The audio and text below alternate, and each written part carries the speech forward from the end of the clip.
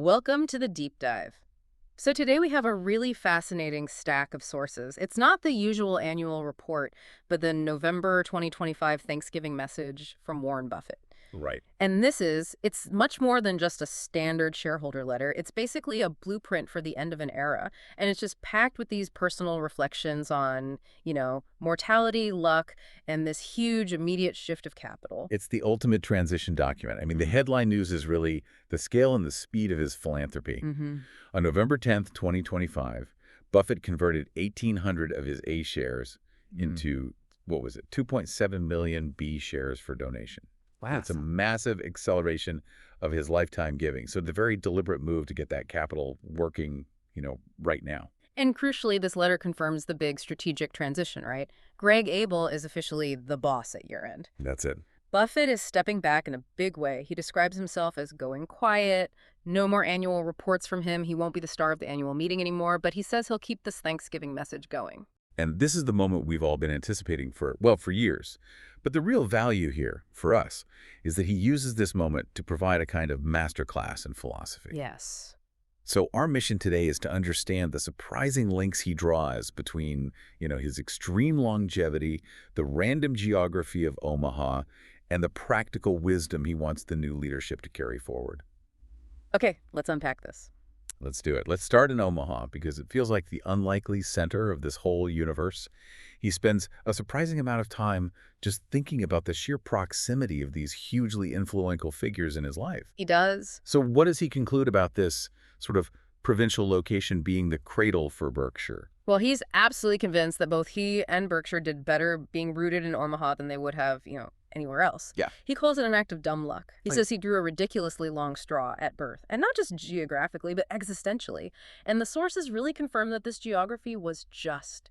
It was foundational to their low-key, long-term focus. The details about the near misses with his colleagues they're almost unbelievable. I mean, take Charlie Munger, his best friend for 64 years. Yeah. They lived one block apart, but the really bizarre part is how many times their paths must have crossed before they actually met in 1959. It's incredible. Munger, who was, 6 2/3 years older, he actually worked at Buffett's grandfather's grocery store back in 1940. For $2 a day. For $2 for a 10-hour shift.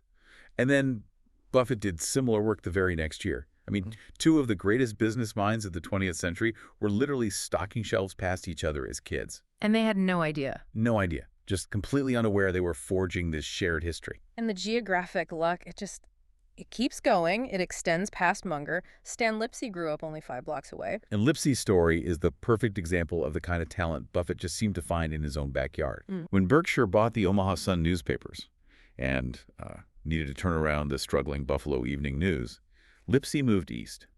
He built their Sunday product, and remarkably, for several years, the paper was earning over 100% annually. 100%. Annually, pre-tax, on the $33 million Berkshire had invested in the early 80s. That's just an insane return, born out of a partnership forged 5 blocks away. Right, and the connections just keep getting more uncanny.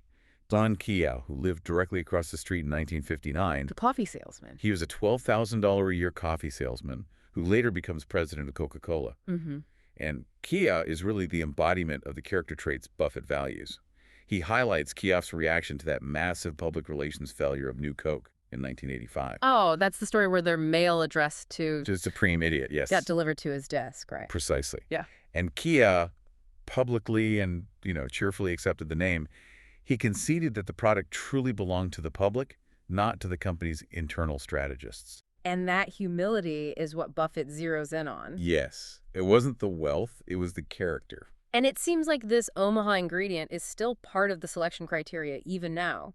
Buffett notes that both Ajit Jain and the new CEO, Greg Abel, they both lived in Omaha for years. Abel was just a few blocks away in the 90s. He's basically raising the question, is there something in the water, or is it the inherent Midwestern values, dedication, honesty, enthusiasm that led these people to success? And his conclusion seems to be that it's the combination, that low distraction geography and strong character that makes all the difference. I think so. So let's shift from geography to longevity.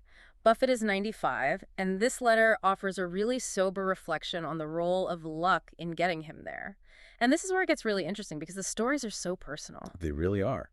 He attributes his survival to a near-death experience way back in 1938, An appendectomy. an emergency appendectomy. He was in the hospital for 3 weeks. And the story around that time just emphasizes how tenuous life is. He mentions his third-grade teacher, Miss Matson, having his classmates write him letters. Yes, and he makes this very honest self-assessment that he probably tossed the notes from the boys, but obsessively reread the ones from the girls. He said hospitalization had unexpected perks. It did. But the standout story is that nutty fantasy he had with a fingerprinting set his Aunt Edie gave him. Right, the J. Edgar Hoover connection. His theory was that one day a nun would commit some big crime, and since the FBI didn't fingerprint nuns, his collection of hospital staff fingerprints would be a national security asset. And J. Edgar Hoover would come to Omaha to personally thank him. Exactly. But the delicious irony, which Buffett really highlights, is the later public disgrace of Hoover himself. He suggests his focus should have been on fingerprinting the director, not the nuns. It's a fantastic, self-deprecating way to remind us not to hero worship. And he connects this near miss to that broader idea of existential luck. He does. He describes drawing that ridiculously long straw at birth. Being born in 1930, healthy, reasonably intelligent, white, male, and in America. And he doesn't pull any punches when he compares his situation to his sister's. No, he doesn't. He says they were equally intelligent, but just gender alone meant they faced a vastly different, more constrained outlook. He gets that this combination of luck is non-transferable, and it was foundational to his success. But even with all that luck, Father Time is undefeated, as he puts it. That's his key observation on aging. He stresses that when your balance, your sight, hearing, memory, when they're on a clear and persistent downward slope, the warning bell has rung. He says he was late in becoming old. Right, but once it arrives, it's inescapable. And he makes sure to acknowledge the Omaha doctors who have saved his life at least 3 times, which, brings the whole conversation full circle, right back to the importance of his location. And this reality, the inescapable nature of aging, that pushes us directly into the massive strategic shift with his estate. So why the rush? Why accelerate these massive lifetime gifts now? Well, it's highly pragmatic. His children are in their late 60s and early 70s. Right. They're at their peak of experience and wisdom, but he notes they won't share his exceptional luck in delayed aging. So the window for them to be maximally effective in overseeing this distribution, it's limited. So he's making sure they are the ones to manage the dispersal, not some future, maybe less aligned trustees. Absolutely. He wants them to disperse essentially his entire estate. And this is directly tied to his belief that ruling from the graves does not have a great record. Mm-hmm. He wants his children, who will be, above ground and adapting to a changing world, to have the flexibility to make decisions. And his confidence in Berkshire under Greg Abel is it's stated so clearly. Complete confidence. He expects Abel understands many of the subsidiary businesses and their personnel better than he does now, particularly the nuances of the PC insurance operation. He says he hopes Berkshire will only need 5 or 6 CEOs over the next century. Right. He's stressing this desire to avoid leaders who are just chasing being, look at me rich, or who retire early to launch some new dynasty. But there is one incredibly important and actually quite sobering piece of management advice he gives the board and Abel, a regret that he and Munger shared. Yes, and this is a critical and I think often overlooked point in the letter. He warns the leadership to be acutely alert to the possibility of a loyal, wonderful leader of the parent company or a subsidiary succumbing to a debilitating disease like dementia or Alzheimer's. That is a profoundly difficult conversation to have as a manager. It is, but he explicitly says that he and Munger ran into this exact problem several times, and they failed to act appropriately. So they let loyalty get in the way. Loyalty and tradition, yes. They let it override the need for decisive leadership change. And his advice is crystal clear. No matter how painful the conversation is, the board and CEO have to be prepared to face that clinical reality when it appears, because the consequences of not acting are just too severe. That really shifts the discussion. It's not about maximizing profits, but about maximizing governance and preparedness. It's an essential non-financial insight. It connects directly to the kind of governance he's passing on. Okay, let's move to his final business observation, which is about the backfire of well-intentioned regulatory reform on CEO pay. This is just a perfect case study in unintended consequences.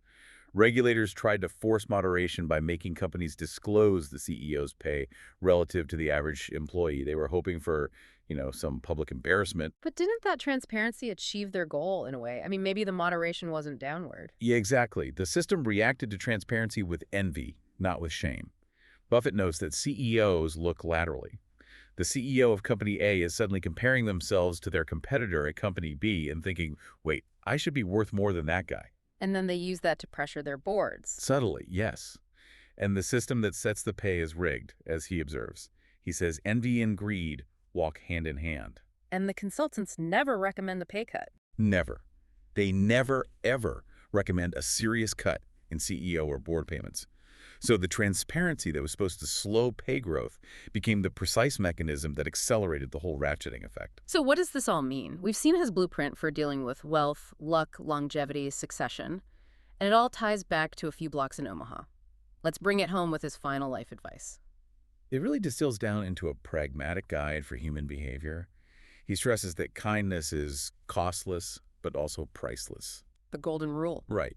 Whether you're religious or not, it's almost impossible to beat as a guide. He simplifies the whole premise. The cleaning lady is as much a human being as the chairman. And that idea ties directly into his appreciation for Stan Lipsey and Don Quixote, these guys who stayed humble despite all their success. Yes, and he uses the famous Alfred Nobel story, the obituary test, as the ultimate tool for self-assessment. Nobel supposedly read his own mistaken obituary and was so horrified to be described as the merchant of death that he fundamentally changed his life. So his advice is to decide what you want that obituary to say and then live the life that earns it. Precisely. He states it flatly. True greatness does not come from accumulating great amounts of money or publicity or even government power. It comes from helping someone else in one of 1,000 ways. That's the real legacy he wants to pass on. I mean, the money will be dispersed, but the character advice is what's enduring. It is. Buffett explicitly encourages us to choose our heroes very carefully and emulate them. So considering his observations about the corrosive nature of envy and this look-at-me-rich ambition, we're left with a final provocative thought to mull over. He spent this entire letter celebrating the success of his Omaha friends, but not for their wealth. What are the specific non-financial traits he outlined, like Charlie Munger's famous refusal to ever say, "I told you so," or Don Quixote's radical humility in the face of failure, that we should be looking to emulate in our own lives long after the financial numbers are forgotten?